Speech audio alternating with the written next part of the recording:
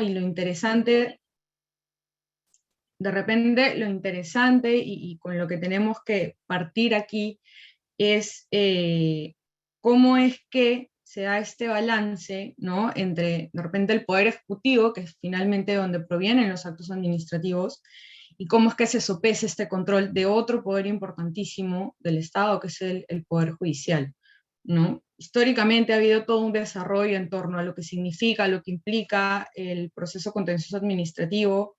Es un proceso históricamente muy importante, de hecho ha formado, forma parte de la teoría no solamente del derecho administrativo, sino incluso constitucional. Así que si bien vamos a aterrizar un poco y vamos a darle una mirada más bien administrativa, no podemos perder de vista en macro todo lo que implica este proceso y lo que conlleva que sea el Poder Judicial quien controle finalmente o revise la actuación administrativa. Me permiten un momento para presentar me avisan si lo ven. Tatiana, no sé si puedes confirmarme. Sí, sí se observa, doctora.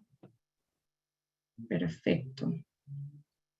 Bien, entonces, brevemente lo que vamos a revisar aquí es un poco cuál es la finalidad del proceso contencioso administrativo, cuáles son los fundamentos de este, cuáles son los principios, y bueno, adelantaré que además, si bien la ley del proceso contencioso administrativo que tenemos, que es la que rige y aplica este proceso, contiene una serie de principios, son también aplicables supletoriamente a aquellos que están contenidos en el Código Procesal Civil, y también, ¿no?, como vamos a ver, aquí va a haber una revisión de plena jurisdicción, entonces van a ser aplicables también en las cuestiones de fondo aquellos principios que rigen el procedimiento administrativo general que están en la LEPAJ, ¿no? Vamos a revisar también cuál es el objeto del proceso, los sujetos del proceso, cuáles son las particularidades de la prueba en el contencioso administrativo. Muy brevemente un repaso acerca de la tutela cautelar, porque hay una aplicación diferenciada según determinadas administraciones públicas, y finalmente qué es lo que tiene la sentencia en un proceso contencioso administrativo. ¿Cuál es la finalidad del contencioso? ¿No? En este breve preámbulo les decía que si mirábamos en macro, lo que implicaba el contencioso administrativo es una revisión por parte del Poder Judicial de las actuaciones materializadas en un acto administrativo que realiza el Poder Ejecutivo, las distintas entidades administrativas que forman parte del Poder Ejecutivo. Entonces,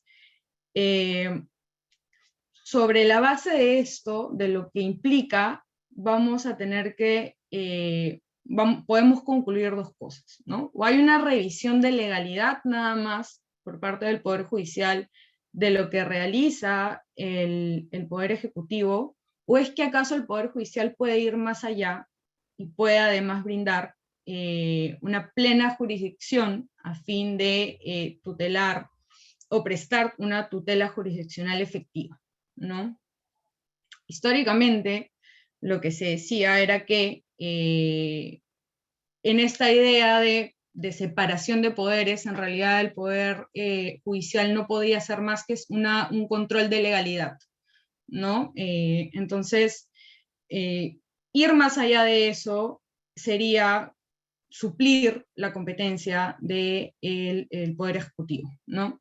Sin embargo, el desarrollo histórico del proceso contencioso administrativo nos ha llevado a concluir que lo que se necesita o lo que sí se puede hacer es una tutela jurisdiccional efectiva, ¿no? Y por tanto se permiten pretensiones de plena jurisdicción.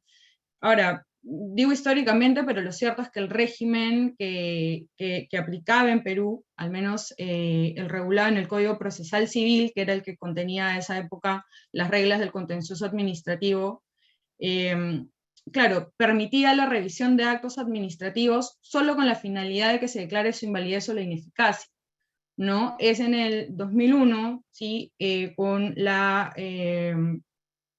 Con la generación de la ley del proceso contencioso administrativo, donde se abre este núcleo de repente y se incluye, ¿no?, la posibilidad de que se presenten diferentes tipos de pretensiones, en este caso sobre lo que estamos comentando, que son pretensiones de plena jurisdicción.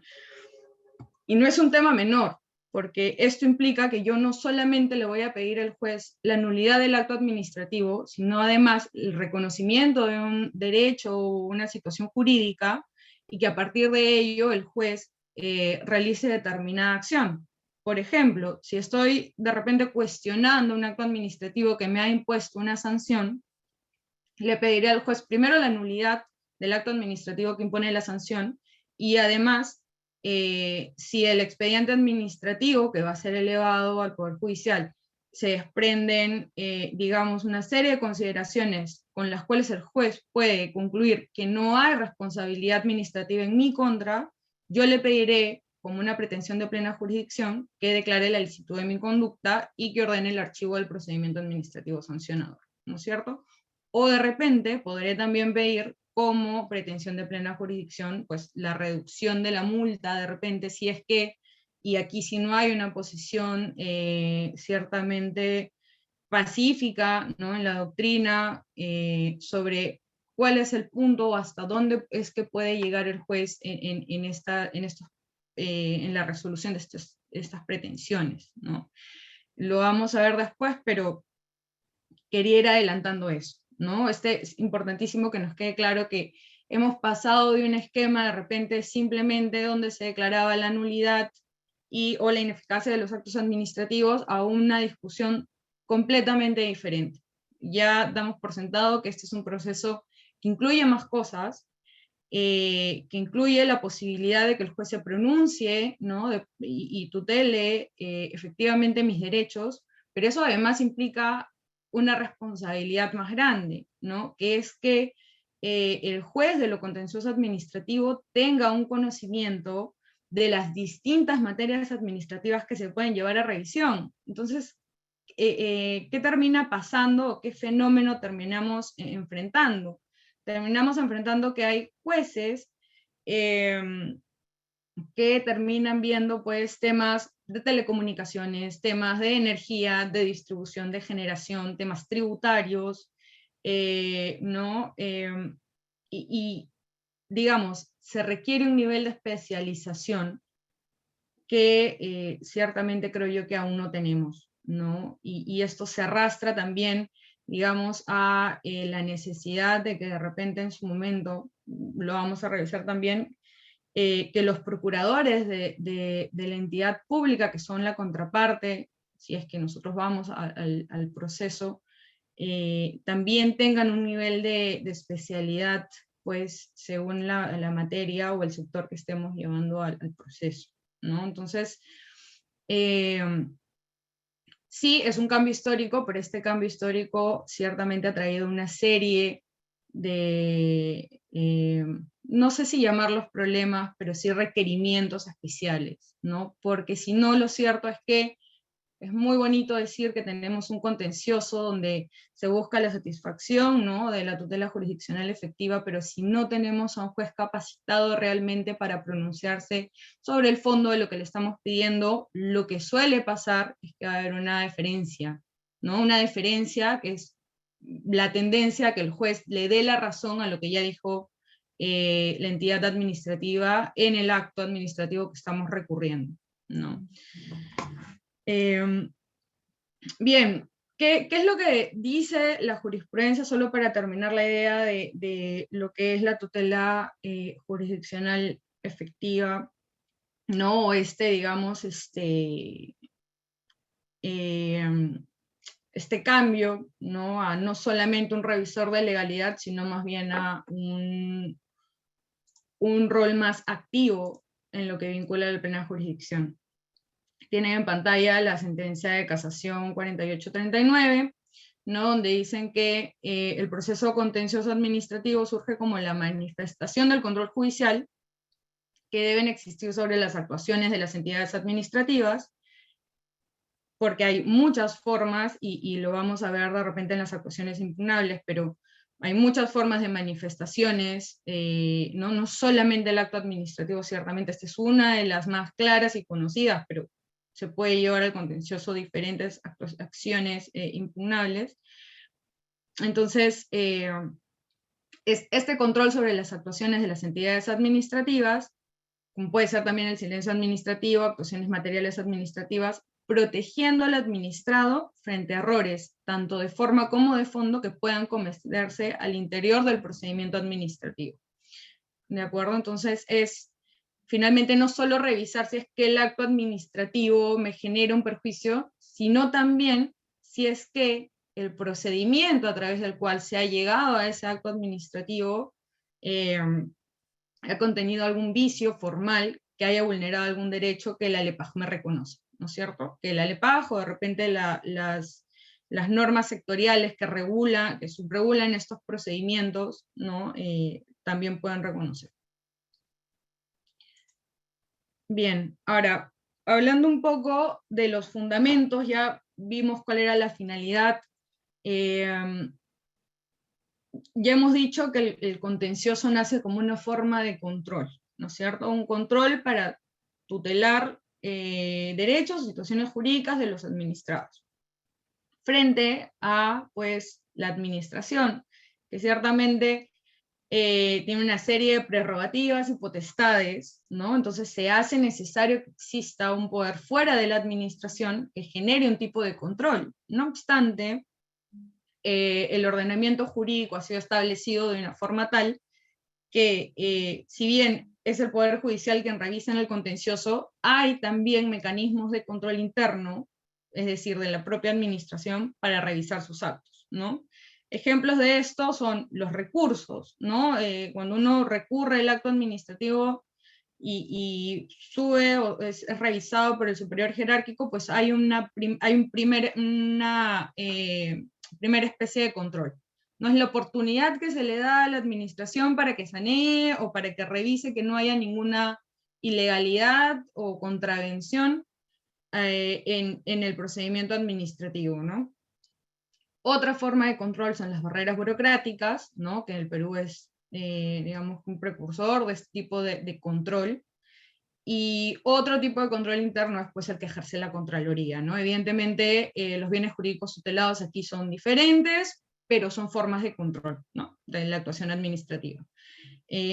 No solamente tenemos un control interno, sino que además del contencioso tenemos otras formas de controles externos, ¿no es cierto? Bueno, el Poder Judicial y el contencioso es uno de ellos, pero también tenemos los procesos constitucionales, ¿no? Por ejemplo, evidentemente queda excluido del contencioso administrativo la revisión del ejercicio de la potestad reglamentaria, ¿no? Porque como sabemos, yo no voy a revisar, no voy a ir por contencioso si es que lo que quiero es revisar un reglamento, ¿no? Tengo una vía adecuada, que es la acción popular, para cuestionar el ejercicio de la potestad reglamentaria concretamente, ¿no? Lo mismo pasará, pues, con el proceso competencial, y también, importantísimo, los temas de contratación pública, que claro, si bien está recogido que como lo vamos a revisar también, pero está recogido que se puede llevar como materia impugnable discusiones que versen sobre materia de contratación pública. Lo cierto es que cuando se aprobó la ley del contencioso, todavía no se estipulaba esta regla de que en contratación pública se debe preferir o fijar una cláusula arbitral cuando hayan diferencias en materia de contratación pública, ¿no? Entonces, digamos que va a ser el arbitraje ahora, ¿no? La vía por la cual yo voy a ejercer este control de una forma de manifestación de la administración pública, que son los contratos públicos, ¿no es cierto? Entonces, para tenerlo en cuenta también. Ahora, viendo o revisado tanto la finalidad como los fundamentos del contencioso, es imprescindible ver cuáles son los principios que los rigen, ¿no es cierto? Importante adelantar que van a ser aplicables también a este proceso, que no deja de ser un proceso, a pesar de su especial naturaleza, aquellos que están regulados en el Código Procesal Civil. No obstante, el juez del contencioso no puede dejar de aplicar estos por la especial naturaleza que tiene, como les comento. Entonces, ¿cuáles son? Primero tenemos el principio de integración. ¿de acuerdo? Conforme a este principio, pues el juez no va a poder, es un principio general en realidad, no va a poder dejar de resolver el conflicto de interés o la incertidumbre jurídica llevada a proceso por defecto o deficiencia de la ley, ¿no es cierto? Básicamente lo que se le ordena al juez aquí es que en alguno de estos supuestos se ejerza un método de integración e interpretación, para lo cual va a hacer uso de aquellos principios regulados en la ley del procedimiento administrativo general, pues revisará si hay un tema de buena fe, si hay un tema de verdad material, razonabilidad, confianza legítima, predictibilidad, cualquiera de los que estén enumerados en el título preliminar de la ley del procedimiento administrativo general, o incluso si es que lo que se está llevando al proceso es de repente un acto emitido en función a la potestad sancionadora, pues revisaremos aquellos principios regulados en el artículo 248 de la ley del procedimiento administrativo general, ¿no? Asimismo, también utilizará aquellos principios regulados en las normas sectoriales, porque ciertamente, como sabemos, cada entidad pues aprueba normas que rigen su actuación, ¿no? Claro, digamos que en función, en ejercicio a, a la potestad reglamentaria que pudieran desarrollar, tener, y así, por ejemplo, no sé, OCIPTEL tiene su ley de desarrollo de funciones y facultades, una serie de principios para el ejercicio de su función fiscalizadora, no incluso sancionadora, ¿no? Entonces puede hacer uso el juez, dependiendo de la materia que tenga a la vista, estos principios que regulen, ¿no? Y será imprescindible para nosotros, si es que somos administrados, que estamos llevando al contencioso, ¿no? Un acto administrativo, conocer cuáles son los principios que rigen la emisión de este acto para integrarlos a nuestra defensa de repente, ¿no? Bien, otro de los principios es el principio de igualdad. Creo que es bastante evidente la idea de regular un principio como el principio de igualdad en un procedimiento como el contencioso, donde, claro, tenemos a un administrado contra la administración pública, ¿no? Que es, pues, que tiene una serie de prerrogativas y potestades, como les decía. Entonces, lo que ordena en realidad este principio es que las partes van a ser tratadas con igualdad independientemente de su condición de entidad pública o administrado, ¿no? Van a haber excepciones, van a haber excepciones a la luz de la tutela, de una tutela diferenciada, ¿no? Como por ejemplo, una de las reglas para llevar al contencioso un acto administrativo es que este agote la vía, ¿no? Entonces, en materia previsional, se entiende que para favorecer el acceso a la justicia de aquellos adultos mayores que han llevado de repente ante la ONP un procedimiento para obtener una pensión, no han logrado agotar la vía administrativa, pero se le ha negado la solicitud, entonces ellos sí pueden recurrir, ¿no? Es una excepción que está recogida en la ley del contencioso. Entonces, sí van a aceptarse excepciones, pero que están establecidas en la norma, como les comento, y que tienen fundamentos precisamente en el favorecimiento del acceso a la justicia, ¿no? Entonces, digamos que hay una ponderación de derechos ahí, ¿no? Bien, vamos a tener también el principio del favorecimiento del proceso, ¿no? Que es básicamente que un juez no podrá rechazar liminarmente la demanda en aquellos casos en los que no quede claro si se ha agotado la vía previa. En caso de duda, siempre va a atenderse, perdón, a preferir a dar trámite a la demanda, ¿no?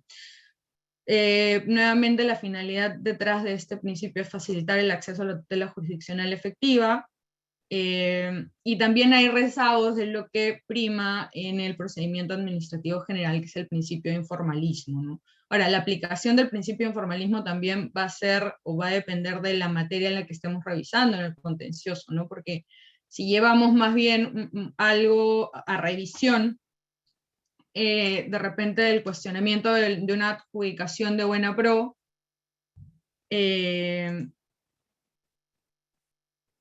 bien, me dicen que no se están pasando las diapositivas.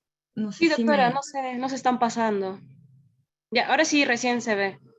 Ah, buenísimo. Bien, perfecto. Sí, me avisan, por favor. Eh,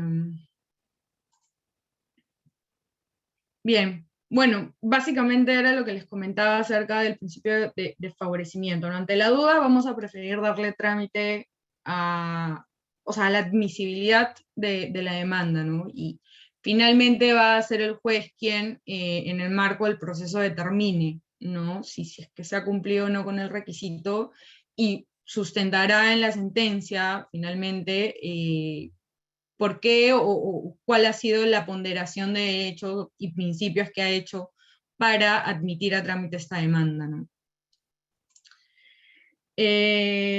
La suplencia de oficio también contiene en sí misma rezagos de lo que es el principio de informalismo, ¿no? Básicamente, a la luz de este principio, lo que el juez debe hacer es suplir las deficiencias formales en la que incurran las partes, sin perjuicio de que si es necesario se ordene la subsanación de estas actuaciones, ¿no? En un plazo razonable, solo en caso no sea posible la suplencia de oficio. Importante aquí el término del plazo razonable. Ya hay oportunidades en las cuales se ha ordenado, por ejemplo, subsanar algo en un día hábil o 2 días hábiles, cuando de repente la obtención de una vigencia de poder no se obtiene en ese plazo, por ejemplo, ¿no? Hay autores, la doctora Jiménez Vargas, Roxana Jiménez Vargas Machuca, por ejemplo, ella, bueno, establece, ¿no? O recomienda que por lo menos sea un plazo de 3 días para la subsanación de aquellos requisitos formales, precisar el número de casilla de repente, si es que ha habido un error material en la demanda o en la contestación de demanda, eh, y otros elementos que de repente el juez no pueda llegar a conocer, pues pedirá y otorgará un plazo de al menos 3 días, ¿no? Lo cierto es que lo habitual ahora sí es que se brinden 3 días por lo menos para subsanar, y si es que nos encontramos ante una resolución o un auto que nos pide una subsanación en un plazo inadecuado, pues contestaremos solicitando la ampliación de este plazo, eh, precisamente alegando, pues, de alguna forma infracciones a los principios que rigen el proceso, ¿no? Bien, vamos a hablar ahora del objeto. Sí, vamos a hablar brevemente acerca del objeto, ¿no? El objeto en este caso vamos a tener que está conformado tanto por la pretensión, que es lo que yo le voy a pedir al juez, ¿no? Entonces, la pretensión es la petición realizada y dirigida al juez para que una entidad administrativa, marcándonos en el contencioso administrativo, satisfaga un interés legítimo o un derecho subjetivo que ya está reconocido en el ordenamiento, ¿no? Entonces, vamos a tener una pretensión y una causa petendi, ¿no? Como pretensión yo voy a pedir una pretensión de nulidad o de plena jurisdicción, y lo que va a sustentar mi pretensión son aquellas actuaciones administrativas impugnables, ¿no? Es lo que yo le puedo pedir al juez que revise. Esto está regulado en la ley del contencioso, ¿no? Entonces, como les decía, como pretensiones podré pedir declaración de nulidad total, parcial, la ineficacia de los actos administrativos, el reconocimiento o el restablecimiento del derecho o interés jurídicamente tutelado, así como la adopción de las medidas o actos necesarios para tal fines, ¿no? De repente pediré que, como les decía, en un procedimiento administrativo sancionador, pues que se concluya que no hay responsabilidad administrativa en mi contra y que por lo tanto eh, se archiva el procedimiento, o de repente pediré pues la nulidad parcial de una resolución porque se me ha imputado un extremo en el cual yo no soy responsable. Entonces pediré que se reduzca la multa porque se archive ese extremo en el cual yo no era responsable, ¿no? Entonces se archivará ese extremo de la multa, entonces pediré el archivo y de repente la reducción de la multa, dependiendo de cómo es que se haya establecido esta, ¿no? La fijación de esta multa. Entonces, eso es lo que puedo pedir en virtud a la plena jurisdicción. Asimismo, la declaración de contraria de derecho y el cese de una actuación material que no se sustente en acto administrativo. Esto para aquellos casos en los cuales no hay acto administrativo, pero estoy llevando al contencioso, por ejemplo, una actuación material o una vía de hecho, ¿no? Que es lo que vamos a revisar a continuación. Estas son las pretensiones. Ahora, sobre las actuaciones impugnables, ¿no? ¿Qué es lo que yo puedo llevar al contencioso? Puedo llevar los actos administrativos o cualquier otra declaración administrativa que satisfaga la definición de acto administrativo, ¿no? Como esta declaración de la administración dirigida a generar efectos jurídicos sobre un administrado, ¿no? Eso es lo que yo voy a poder llevar al contencioso, ¿no? Asimismo puedo llevar también el silencio administrativo. Se regula como la inercia, pero en realidad es la inacción, ¿no? De forma general. Esto está regulado también en la ley del contencioso. Y cualquier otra misión de la administración, ¿no? Como sabemos, por ejemplo, el silencio administrativo negativo me da a mí la opción de o esperar al término del plazo regulado para que la entidad se pronuncie. Yo puedo optar por esperar que esta administración se pronuncie, o puedo llevar al contencioso esta especie de denegatoria ficta que tengo, ¿no? Puedo llevar al contencioso el silencio administrativo negativo. O esta denegatoria ficta. ¿Qué más puede llevar al contencioso? La actuación material que no se sustenta en un acto administrativo, la ejecución de actos administrativos que transgreden el ordenamiento jurídico. Por ejemplo, de repente puedo llevar el decomiso de una instalación de telecomunicaciones que se hizo sin previo procedimiento, ¿no es cierto? O puedo llevar también al contencioso una clausura sin procedimiento. Cualquier medida material que haya llevado la administración, una especie de sanción de plano de repente, que no contiene un acto administrativo, pero sí ya se ejecutó la acción material de la administración que me ha generado un perjuicio, ¿no es cierto?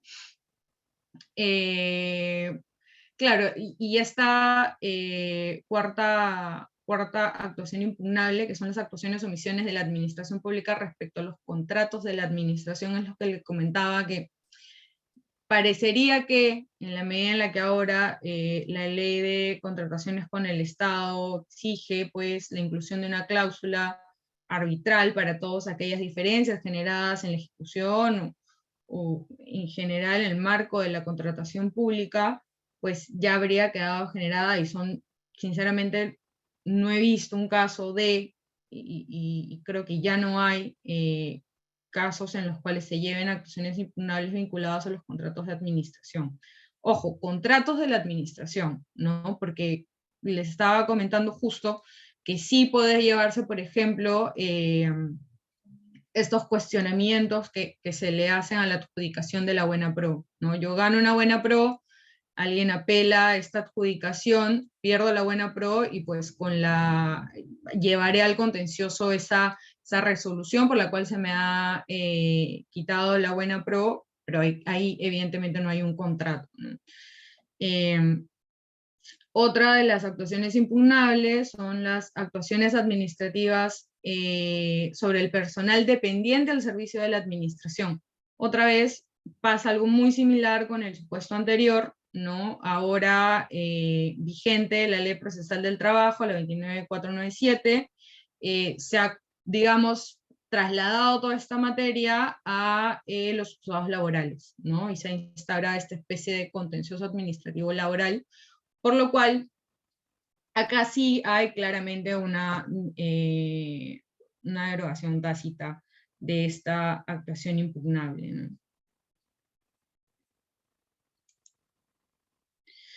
Bien, sobre el proceso de lesividad, no sé si alguno aquí conoce o sabe algo sobre el proceso de lesividad, porque, claro, propiamente no sigue el curso normal, lo que sería un contencioso, ¿no? Porque aquí quien demanda en realidad es la administración, ¿no es cierto? Lo usual es que sea pues un administrado llevando a revisión una actuación de la administración pública que le ha generado un perjuicio. Sin embargo, la particularidad del proceso de lesividad es que es la administración llevando al Poder Judicial, porque ya se le venció el plazo para declarar este acto administrativo, declarar la nulidad de oficio de este acto administrativo, entonces tiene que recurrir, ¿no?, al Poder Judicial para que sea este quien declare nulo el acto. Ahora, ¿por qué fijarle un plazo a la administración, ¿no?, para que pueda declarar la nulidad de oficio del acto administrativo? Evidentemente, en función a la seguridad jurídica, ¿no? Yo no voy a vivir tranquila sabiendo que de repente tengo una licencia obtenida por una municipalidad, sabiendo que pues al paso de 2 años, 3 años, 4 años, la administración en cualquier momento me declara la nulidad de oficio de este acto administrativo, evidentemente siguiendo el procedimiento regulado por la Ley de Procedimiento Administrativo General, pero sí es necesario que haya una especie de candado para esta potestad de nulidad de oficio para la administración, ¿no? Entonces, el ordenamiento lo que ha decidido es que al término del plazo para declarar la nulidad de oficio, si es que la administración identifica que este acto contraviene el interés público, pueda recurrirlo, ¿no?, y lo lleve al juez para que sea este quien declare pues la nulidad del acto en virtud de lo que esta declaratoria o informe de lesividad o agravio al interés público que genera la administración, ¿no? Entonces, sí es un proceso particular, ¿no?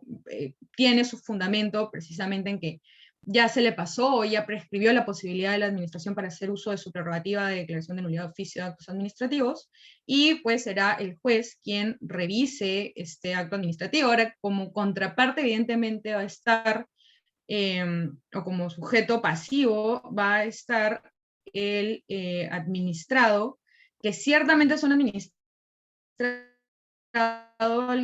que ha sido beneficiado por este acto administrativo favorable, de repente no obtuvo la licencia en virtud de un silencio, por ejemplo, ¿no? O casos en los que yo he visto que se ha llevado a proceso de lesividad son casos en los cuales de repente se resolvió, un tribunal resolvió un criterio sobre la base del cual se venían, en virtud del principio de predictibilidad, resolviendo en el mismo sentido, y pues la administración cayó en cuenta o decidió cambiar el criterio, pero ya había culminado el plazo para declarar de nulidad de oficio de este acto administrativo que les comento, ¿no? Entonces, habiendo ocurrido esto, prescrito su plazo, pues tuvo que llevar a proceso de lesividad este acto administrativo que había servido pues de, digamos, de fijación de criterio, ¿no? Entonces, importante tener en cuenta esta particularidad que viene dada con el proceso de lesividad. Bueno, retomando ahora sí,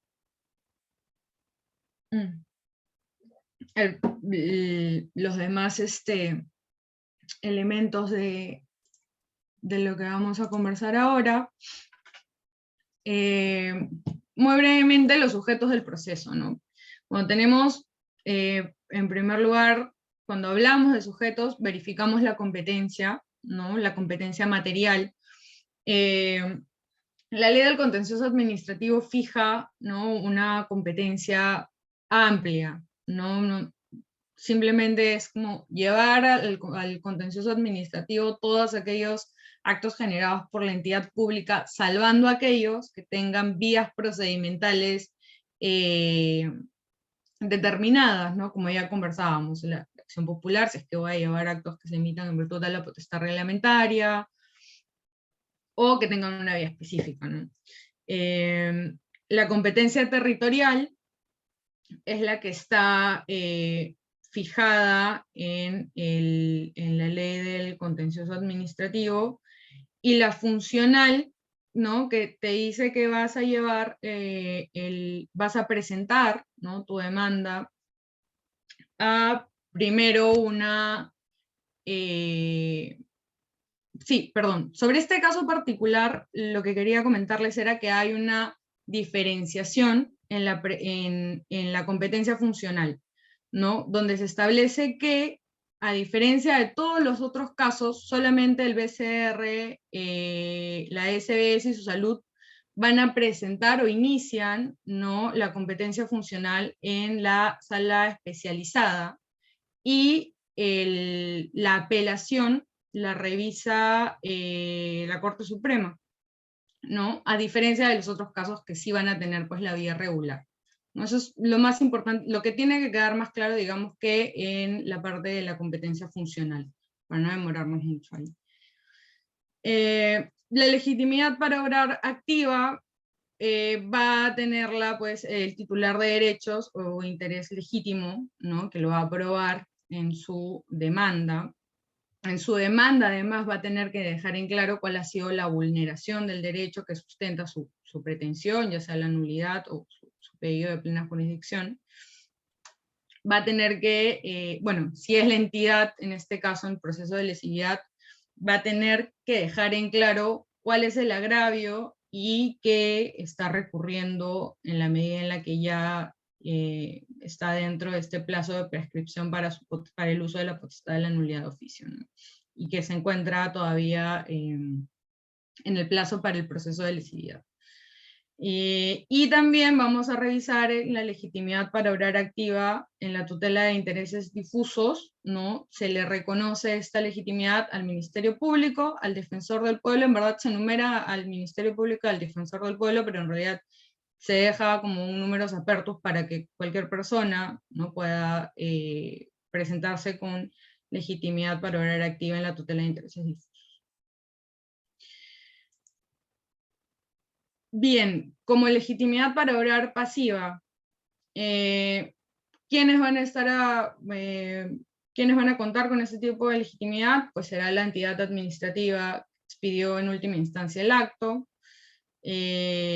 Evidentemente cualquiera, ¿no?, de las entidades que hayan emitido estos actos impugnables que acabamos de revisar, ¿no? La entidad administrativa que expidió en última instancia el acto, la entidad administrativa cuyo silencio es objeto de proceso, quien haya generado o cuyo acto o omisión haya generado los daños que estoy llevando al contencioso. Y esta es la enumeración que nos da la ley del proceso contencioso administrativo, ¿no? No hay mayor, digamos, nota interesante aquí. Bien, ahora, como les comentaba al inicio, con este cambio de esquema, ¿no?, de ser un mero revisor de legalidad, ¿no?, advertíamos un problema, ¿no?, por parte de los jueces en el tema de la especialidad, ¿no?, y de repente estar en la capacidad de pronunciarnos sobre el fondo de la materia que llevemos a revisión, ¿no es cierto?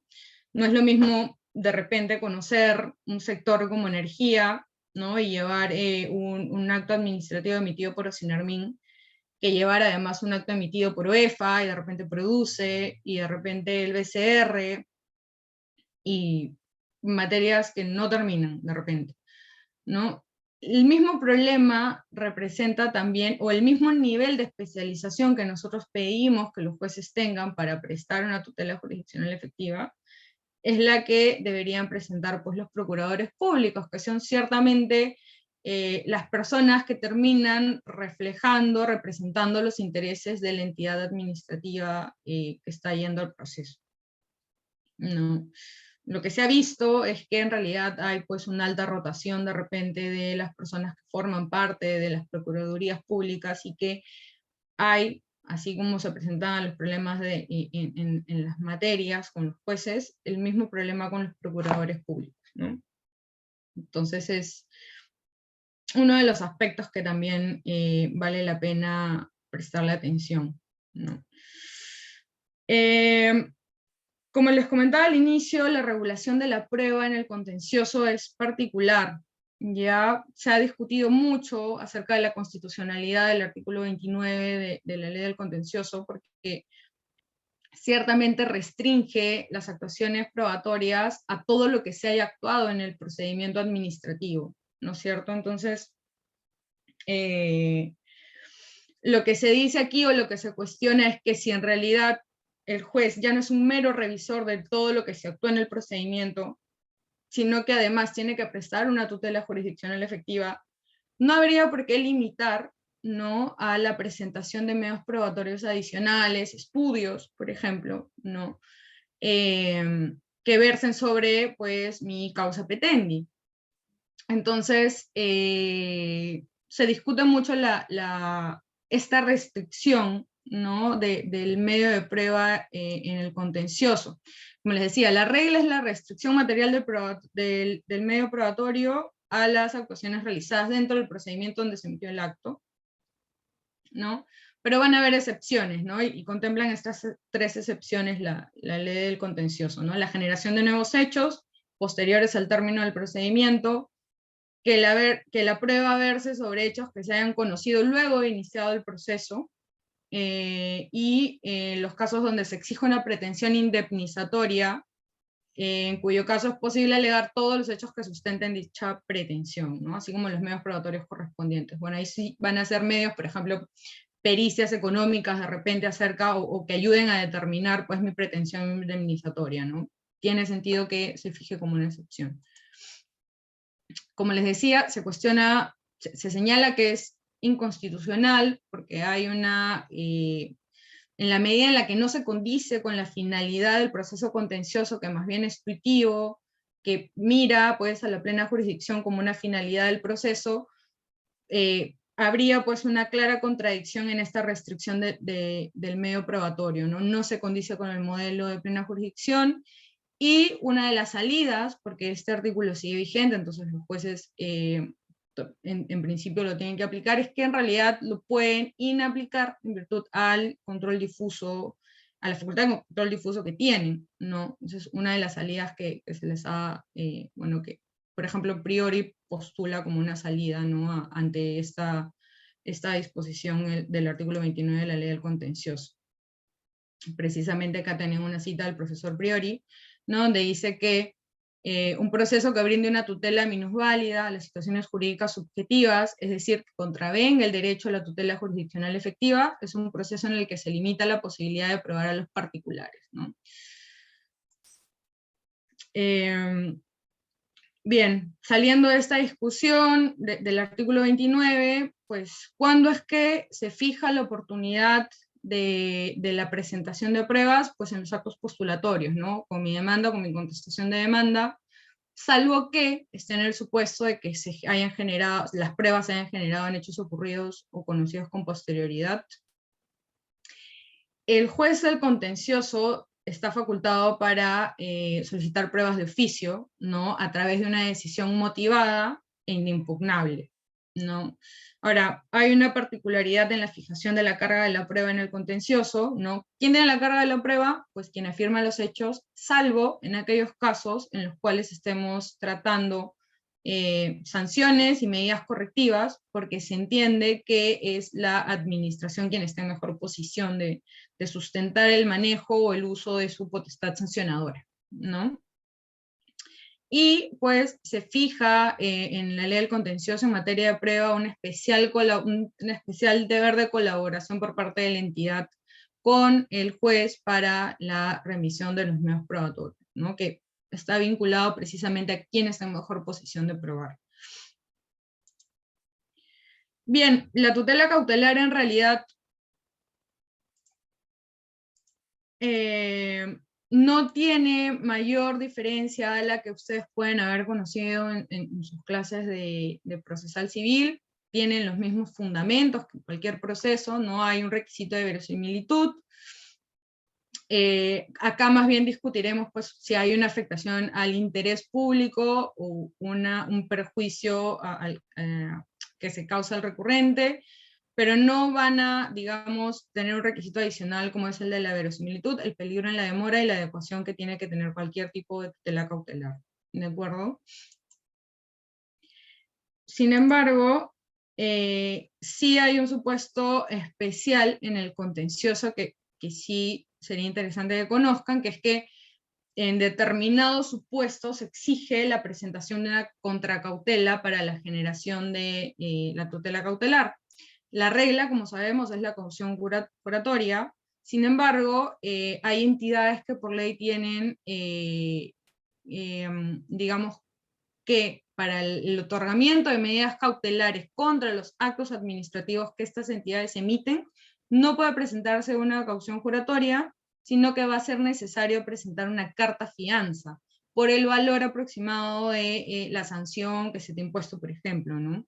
Entonces, ¿quiénes son estas entidades que tienen esta regla bien particular? Pues SUNAT, Indecopi, OEFA y Produce, ¿no? Ahora, esta regla viene asociada también con que, por ejemplo, no se aplica el supuesto de suspensión de efectos del acto, por ejemplo, en materia de sanciones, ¿no? Que está en la ley de ejecución coactiva, ¿no? Por ejemplo, cuando yo presento un contencioso administrativo contra una resolución de OCIPTEL, se suspende, digamos, que la facultad de ejecutar coactivamente esa sanción hasta que se resuelva el proceso. No pasa esto con OEFA. Entonces, ¿qué va a pasar con OEFA si es que yo llevo pues esta resolución de sanción de OEFA al contencioso administrativo? Si no quiero que me inicien de repente el proceso de ejecución coactiva, voy a tener que presentar pues mi demanda y además una petición cautelar o una, sí, una petición cautelar con mi carta fianza, ¿no? Entonces hay que tener claro estos regímenes diferenciados de repente. Y bien, ya para cerrar, la sentencia, ¿no? Que es el fin, digamos, del proceso contencioso administrativo. ¿Hasta dónde puede ir el juez? Es la discusión a la que ahora hemos llegado después de admitir este cambio de régimen donde se prefiere o se protege la tutela jurisdiccional efectiva y se acepta pretensiones de plena jurisdicción, ¿no?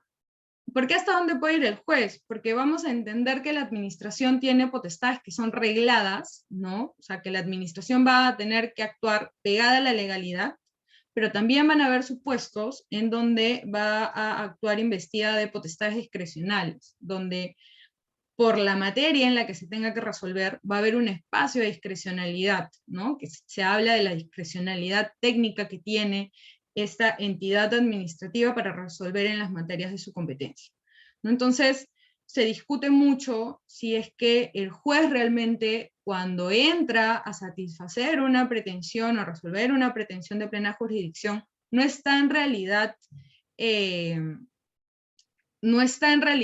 como asumiendo competencias que son de la administración pública y que han sido delegadas solo en virtud de la especialidad que tiene esta entidad, ¿no es cierto? No sé ustedes qué opinan, pero es una discusión, me parece muy interesante, ¿no? Porque es muy fino el análisis acerca de él, que sí, que no es una potestad discrecional de repente, y hablábamos un poco adelantábamos el tema de la graduación de las multas, ¿no?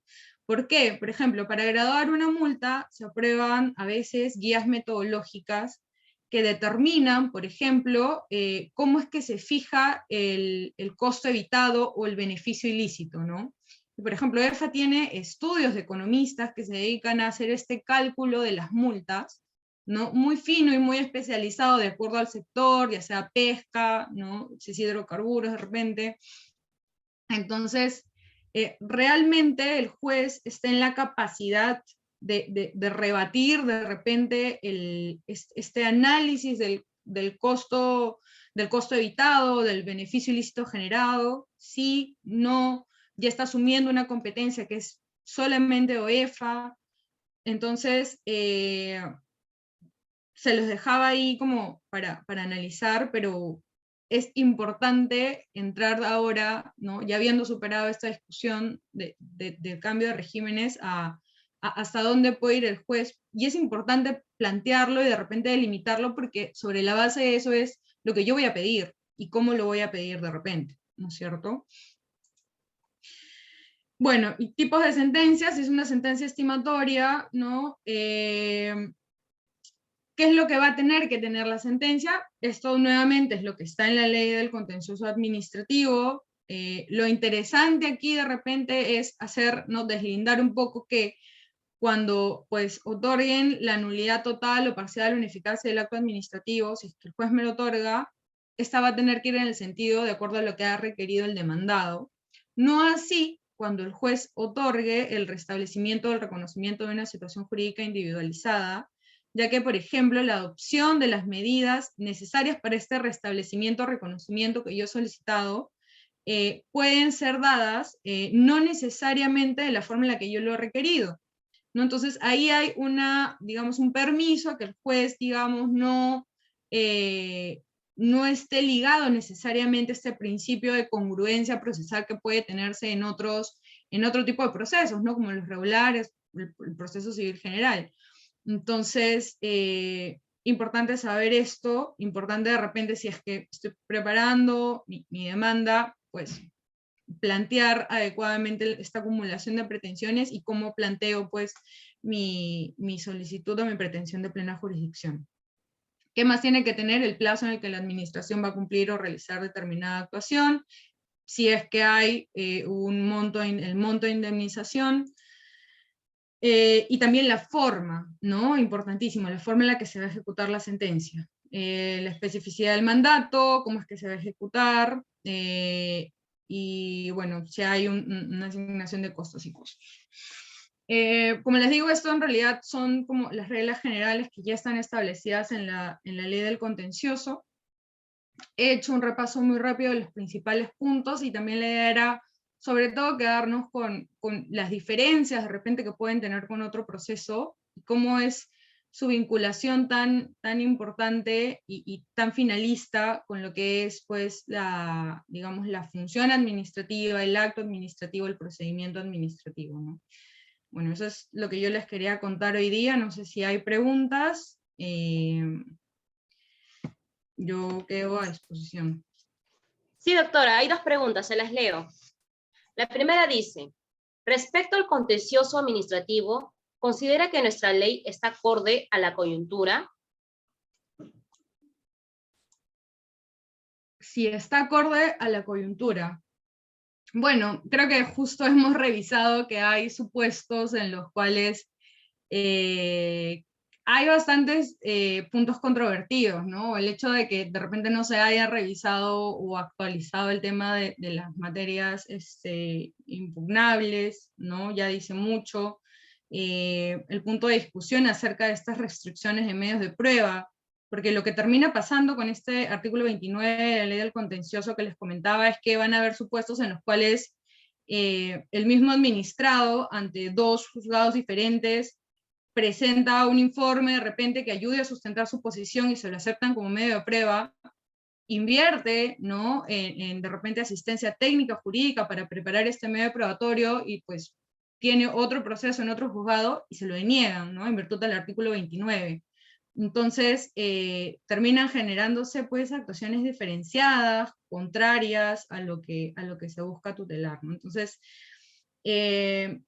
todo es perfectible, ¿no? Estamos hablando de una norma que ya tiene sus años, que definitivamente va a tener que entrar a revisión en algún momento, pero yo creo que tiene cosas positivas, como la tutela de la plena jurisdicción. Creo también que tiene cosas, como siempre, para revisión.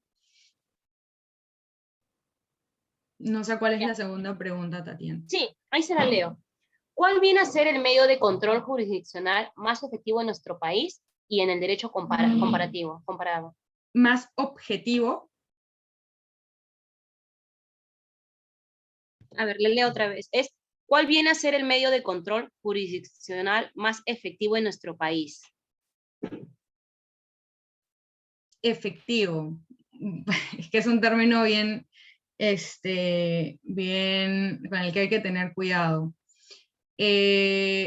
Como les decía, el contencioso administrativo es una de las vías, ¿no? En la medida en la que se tutela la vulneración de diferentes tipos de derechos, por ejemplo, si se vulnera un derecho fundamental, yo podría también pensar en llevarlo a un proceso de amparo, ¿no? Residual y todo, pero podría encuadrarlo.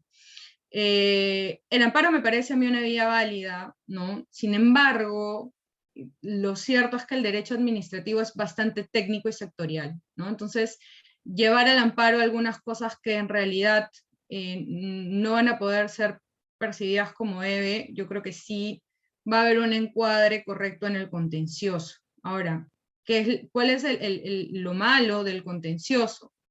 Ya eso es un tema de realidad social, ¿no? Ya no es un tema jurídico, es un tema de que vamos a enfrentarnos con un tema de deferencia administrativa. Si nosotros no estamos en la posición de plantear bien de repente nuestra demanda, lo más claro posible, llevar la discusión técnica a que sea de la forma más digerible posible y gráfica para el juez, lo más probable es que se termine perdiendo, digamos que la virtuosidad, ¿no?